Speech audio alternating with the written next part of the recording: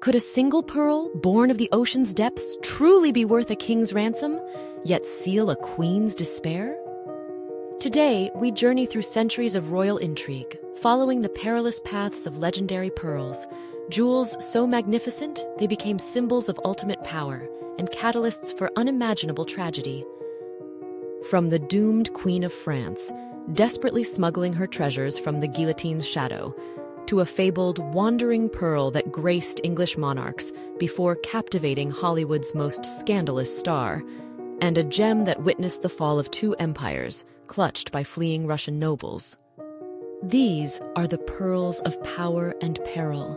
Their stories are etched in tears, survival, and staggering fortunes. Join me as we unveil the secrets behind these luminous treasures and the queens whose fates were forever bound to their dangerous allure. Before we begin, please support my channel by clicking on the like and subscribe buttons. Thank you. So, let's begin with a gem that truly embodies our theme of power and peril, a pearl that has whispered tales for centuries. We're looking at a breathtaking natural pearl and diamond pendant, once the treasured possession of none other than Queen Marie Antoinette. Now, Marie Antoinette and pearls, they were rather inseparable, weren't they? She had an absolute passion for them, and you can just imagine this magnificent piece with its impressively large, drop-shaped pearl. We're talking about a pearl measuring approximately 15.9 by 18.35 by 25.85 millimeters, which is quite substantial for a natural pearl, gracing her renowned décolletage at the glittering court of Versailles. It's easy to picture it amidst the silks, the satins, the sheer extravagance that defined the late 18th century court. This wasn't just a jewel, it was a statement, a symbol of her status, and, as we know, a lifestyle that would soon be under intense scrutiny. It truly was a king's ransom in its own right, part of a collection that was the envy of Europe. But as the 1780s drew to a close, the glittering world of Versailles began to crumble. The whispers of discontent grew into roars of revolution.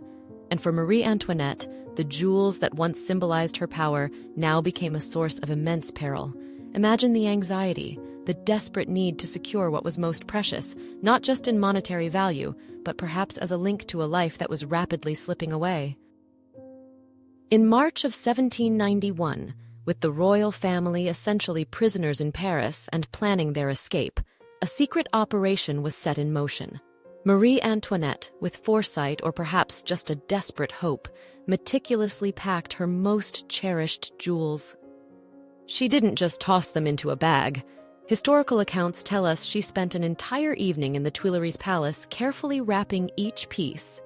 Diamonds, rubies, and of course her beloved pearls, including this very pendant, in cotton and placing them into a wooden chest.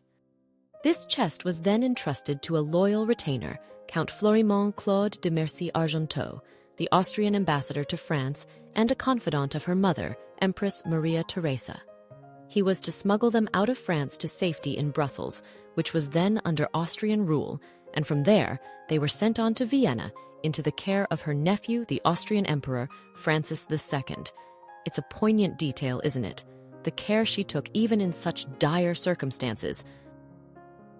And as we know from history, and as Daniela Moschetti from Sotheby's so aptly put it, the jewels made it, but unfortunately she did not. The royal family's attempt to flee in June of that year ended disastrously at Varennes. The queen, who had so carefully planned for the safety of her gems, would never see them again. Her own despair was just beginning, leading to her imprisonment and eventual execution in 1793. It's a stark reminder, isn't it, of how quickly fortunes can turn and how material treasures can outlive their owners in the most dramatic ways. So, what became of these carefully preserved treasures, this particular pearl pendant among them? After years of turmoil and Marie Antoinette's own tragic end, the jewels were eventually reunited with her sole surviving child, Marie Therese, upon her release from imprisonment and arrival in Vienna in 1795. It must have been an incredibly bittersweet moment for her. These weren't just valuable objects. They were tangible links to her mother, to a life that had been utterly destroyed. From Marie Therese, who later became the Duchess of Angoulême, the collection, including our pearl, passed down through her heirs. Eventually, these precious items found their way into the Italian royal house of Bourbon-Parma, where they remained, remarkably, for the next 200 years. 2 centuries! Imagine these jewels, born of royal splendor and revolutionary chaos, resting quietly, largely unseen by the public, a silent testament to a turbulent past. It's quite something to think about them, tucked away, while the world outside changed so dramatically. And then, after 2 centuries of relative obscurity, this incredible piece of history made a dazzling re-entry onto the world stage. In November 2018, Sotheby's in Geneva announced an auction of jewels from the Bourbon-Parma family, and among them, the star was undoubtedly Marie Antoinette's natural pearl and diamond pendant. The pre-sale estimates were already substantial, around $1 to $2 million. But the auction itself? It was pure theater. The bidding was fierce, a testament to the combined allure of a magnificent natural pearl and its extraordinary royal provenance. When the hammer finally fell, the pendant had sold for an astonishing $36.1 million, more than 18 times its high estimate. It absolutely demolished the previous record for a natural pearl, which was held by another pearl with a fascinating story we'll touch upon later, La Peregrina, from Elizabeth Taylor's collection. This sale wasn't just about the financial value, though that was undeniably staggering. It was a global event, a moment where history, rarity, and a queen's tragic glamour converged. For collectors, the chance to own a jewel with such a direct link to Marie Antoinette is, as Sotheby's themselves said, an opportunity that comes up once or twice in a lifetime. It truly demonstrated the enduring power and, yes, the peril that these incredible gems carry with them, a story that continues to captivate us centuries later. And it makes you wonder, doesn't it, what other treasures are still out there, waiting for their moment to re-emerge? And what of its fate after such a momentous auction? For a time, the buyer remained anonymous. However, it was later revealed that Marie Antoinette's pearl pendant, along with its accompanying 3-strand necklace, had been acquired by the Austrian billionaire art collector Heidi Goes Horten. She confirmed her ownership in a rather public way in 2019, when she wore the magnificent pendant and necklace to receive an order in Klagenfurt, Austria. It truly was quite something to see these historic pieces being worn again, bridging centuries. Following Heidi Horten's passing in 2022, and amidst much anticipation during a major auction of many of her other jewels, thankfully, this priceless pearl, so intimately linked to the French queen, was not sold. It remains, according to the Heidi Horten collection in Vienna, a cherished part of her museum's holdings, a testament to its historical significance. So, after its incredible journey from Versailles through revolution, 2 centuries of quiet preservation, and a record-breaking sale, Marie Antoinette's pearl has found a new haven, hopefully for many more to admire. All right, let's move on to our next legendary pearl, one whose very name speaks of its incredible journey, La Peregrina, the Wanderer. This pearl has a history stretching back even further than Marie Antoinette's, and its path through time is just as filled with royalty, drama, and a touch of Hollywood stardust. The story of La Peregrina begins in the early 16th century, around 1513, in the Gulf of Panama, specifically the Pearl Islands. It's a rather romantic, though perhaps somewhat apocryphal tale. Legend has it that an enslaved African man, diving for oysters, discovered this extraordinary pearl. The pearl was so magnificent in size and its perfect pear shape that, as the story goes, he was granted his freedom as a reward. Whether that detail is entirely accurate or not, it certainly adds to the mystique of its discovery. What we do know is that this was no ordinary find. Its original weight was recorded as a remarkable 223.8 grains, which is about 55.95 carats, making it one of the largest, if not the largest, perfectly symmetrical pear-shaped pearls known at the time. From the Pearl Islands, it was turned over to Don Pedro de Temez, the administrator of the Spanish colony in Panama, who then, as was customary with such treasures, sent it to Spain to the reigning monarch, King Ferdinand V, or perhaps his successor, King Charles V. It soon became a prized possession of the Spanish crown. Now, the Spanish crown jewels were, of course, legendary, and La Peregrina quickly became one of their most celebrated gems. Its journey among European royalty truly began in earnest when King Philip II of Spain, Charles V's son, decided to present it as a bridal gift. And who was the recipient? None other than Mary I of England, also known as Mary Tudor. This was in 1554, in anticipation of their marriage. It's fascinating, isn't it, to think of this pearl, originating from the New World, crossing the Atlantic to adorn an English queen, forging a link, however temporary, between these powerful, often rival nations. There are several famous portraits of Mary Tudor where she is depicted wearing La Peregrina, often as a pendant to a brooch, showcasing its impressive size and luster. It's a very visible connection to a pivotal moment in British royal history.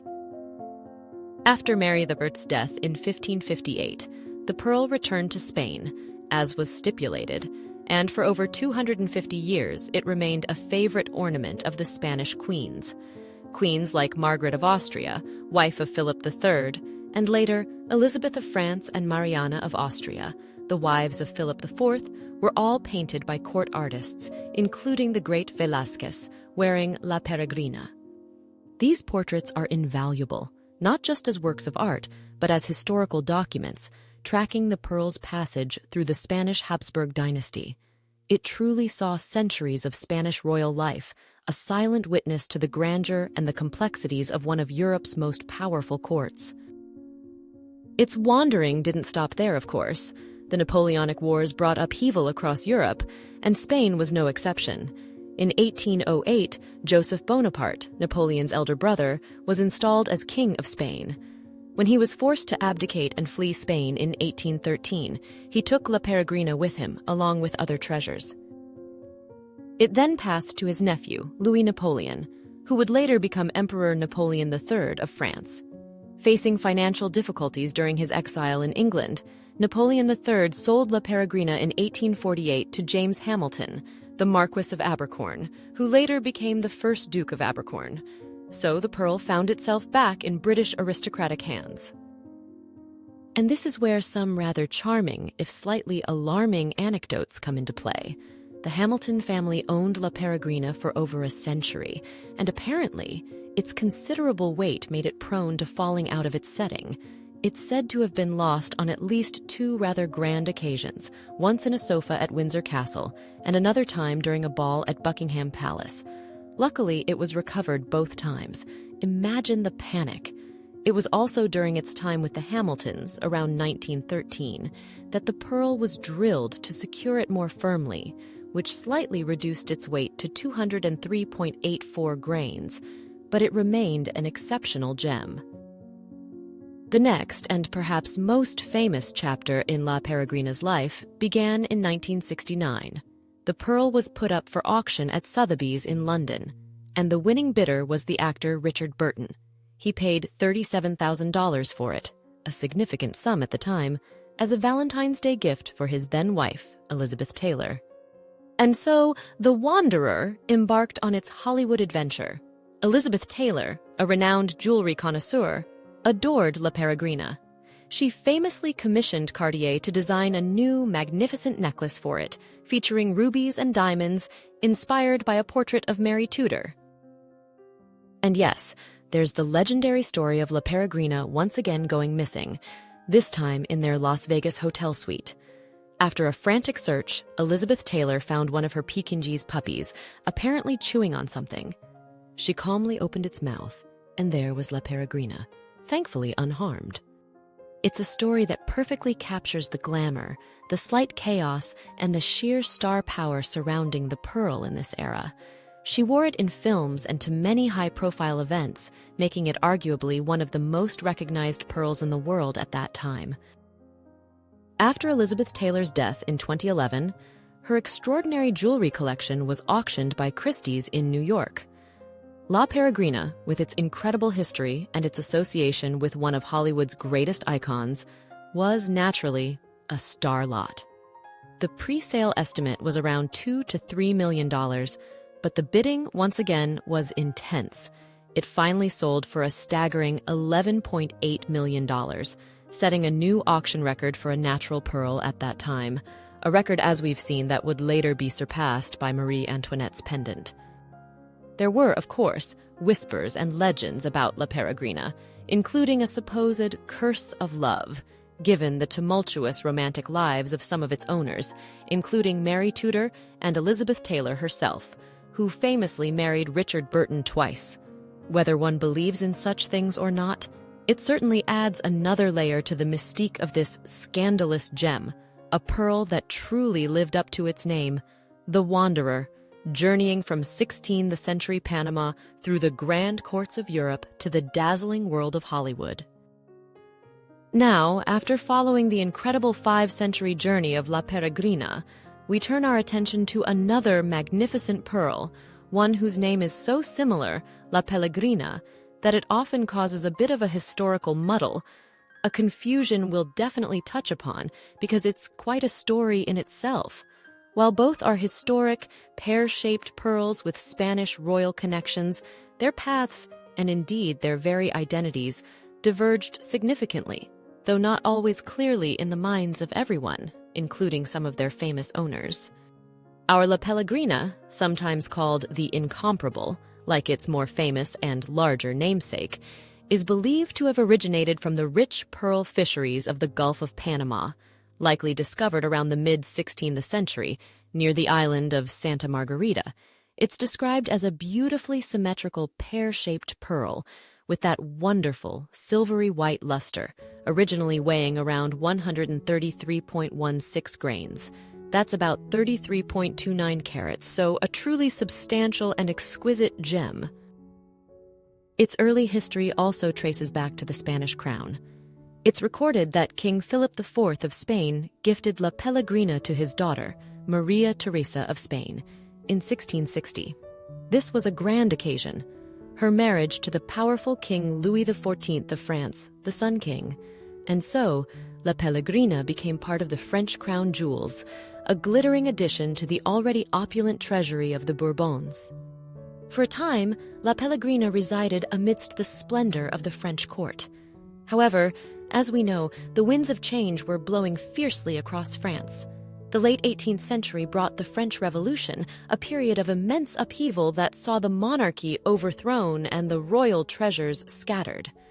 In 1792, during the chaos, the Garde Meuble National, the royal treasury in Paris, was plundered. Many priceless items were stolen or destroyed, and La Pelegrina was among the treasures that vanished. For several decades, its whereabouts remained a mystery, a lost gem swallowed by the storm of revolution. Then, quite unexpectedly, in 1826, La Pelegrina resurfaced, not in France, but far away in St. Petersburg, Russia. It was acquired by Prince Nikolai Borisovich Yusupov, one of the wealthiest and most discerning collectors in the Russian Empire. The Yusupovs, as some of you might recall from our previous exploration of their truly astounding collection, were renowned for their immense fortune, their exquisite taste, and a passion for collecting art and jewels that genuinely rivaled even those of the Romanov Tsars. Prince Nikolai purchased it, some sources say in Paris, others suggest Moscow, from Greek antique dealers, the Zosima brothers. And from the moment it entered the Yusupov collection, it seems a certain grand narrative began to form around it, or perhaps was encouraged. The Yusupovs themselves, it appears, often referred to their magnificent pearl as being the even more famous La Peregrina, a belief, or a carefully cultivated family legend, that would cling to the pearl for generations. While Prince Nikolai Borisovich acquired La Pelegrina, it was his wife, Princess Tatiana Vasilievna Yusupova, who truly brought it into the family's social orbit with her distinctive style. She was a woman of great character and, it seems, a rather individual sense of style when it came to her jewels. Princess Tatiana sometimes chose to wear La Pelegrina as a single dramatic earring. Can you just picture that? A magnificent historic pearl drawing all eyes as a solitary statement piece. La Pelegrina then became a treasured heirloom, passed down within this other Russian imperial family whose collections genuinely rivaled even those of the Romanov Tsars. And when we speak of the Yusupovs and La Pelegrina in its next chapter, we must, of course, picture Princess Zinaida Nikolaevna Yusupova, granddaughter-in-law of Tatiana Vasilyevna and mother of the infamous Prince Felix. Princess Zinaida was an icon of elegance and wealth, and she truly adored her pearls. We have several stunning portraits and photographs where she is depicted wearing a magnificent large pearl, which we know to be La Pelegrina, sometimes as a breathtaking head ornament, other times pinned to her corsage, and most famously as the dazzling centerpiece of her Russian costume for the 1903 Romanov Masquerade Ball. And the Yusupovs didn't just wear their treasures, they wove stories around them. There was a charming, if entirely apocryphal, family legend associated with La Pelegrina. Princess Zinaida would playfully refer to it as the very pearl that Cleopatra dissolved in vinegar to impress Mark Antony. Of course, historically, this is impossible. La Pelegrina was discovered in Panama in the 16th century, well over a millennium after Cleopatra. But this story became part of their family folklore, and to enhance this legend, there was even a painting in the Yusupov Palace depicting that very scene, Cleopatra's famous banquet. It's a wonderful example of how families create an aura of mystique and grandeur around their heirlooms, blending history with a touch of theatrical romance. But, as history often repeats itself, La Pelegrina was destined to witness another revolution. The Russian Revolution of 1917 brought an end to the Tsarist regime. The Yusupovs, like many noble families, faced persecution and the loss of their vast fortunes. Prince Felix Yusupov, a man already notorious for his role in the assassination of Grigory Rasputin, managed to escape Russia with his wife, Princess Irina, Tsar Nicholas II's niece. Crucially, they also managed to smuggle out a portion of their incredible jewelry collection, and La Pelegrina, still often referred to within the family and beyond as La Peregrina, was among these rescued treasures. These jewels became their lifeline in exile. Living in Paris, the Yusupovs gradually sold off their treasures. The confusion over the pearl's identity even led to a rather public moment in 1935, when Felix Yusupov lent their La Pelegrina to an exhibition in London, catalogued with a grand provenance including Cleopatra. The then owner of the true La Peregrina, the Duke of Abercorn, challenged this, and a comparison revealed the differences in size and characteristics. Even after the direct comparison at the 1935 London exhibition revealed clear differences between their Pelegrina and the Duke of Abercorn's Peregrina, Felix Yusupov, in his memoirs, recounted his own research in the British Museum. He stated he found descriptions that, in his view, aligned the historical Peregrina with their family's pearl. Thus, the ambiguity surrounding the two gems persisted for many years. Eventually, in 1953, Prince Felix Yusupov sold their La Pelegrina. The buyer was a Genevan jeweler named Jean Lombard. Its journey wasn't quite over. In 1987, it once again appeared in the public eye at a Christie's auction in Geneva. Since that auction, La Pelegrina is believed to reside in a private collection. Its story is a powerful testament to how these incredible objects navigate turbulent times, but also how their histories can become intertwined with legend, family pride, and even a touch of deliberate mystification. It truly has been a pearl that has seen more than its share of power, peril, and the fascinating turns of human destiny. So, as we've journeyed through these extraordinary histories, from Marie Antoinette's desperate flight to La Peregrina's centuries-long wanderings, and La Pelegrina's survival through two revolutions, a clear thread emerges, doesn't it? Each of these magnificent pearls, in its own dramatic way, seems to echo that evocative phrase we've carried with us: a king's ransom, a queen's despair. Their immense value, both monetary and historical, is undeniable, capable of influencing fortunes and fetching staggering sums that truly represent a king's ransom. Yet, woven into their luster, equally undeniable, is the thread of profound human drama, the anxieties of queens facing unimaginable peril, the sorrow of profound loss, and the often crushing weight that comes with possessing such symbols of power. It's this duality, this potent mix of breathtaking beauty and the indelible mark of history, that makes natural pearls like these so utterly captivating. They are, as we've said, miracles of nature, but their stories, shaped by human hands and human hearts, transform them into something far more profound.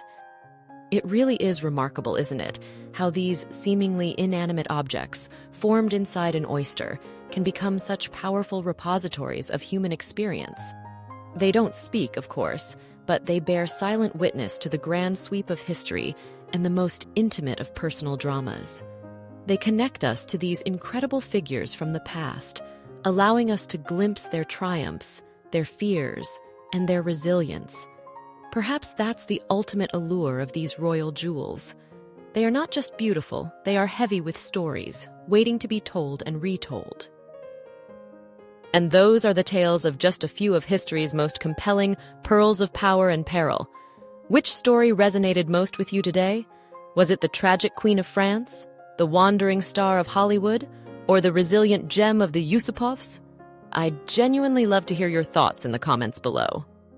If you've enjoyed this journey into the world of royal jewels, please do consider liking this video and subscribing to my channel for more explorations into these fascinating treasures. I have many more stories to share. Thank you so much for joining me, and until next time, may your days be filled with a touch of history's enduring sparkle.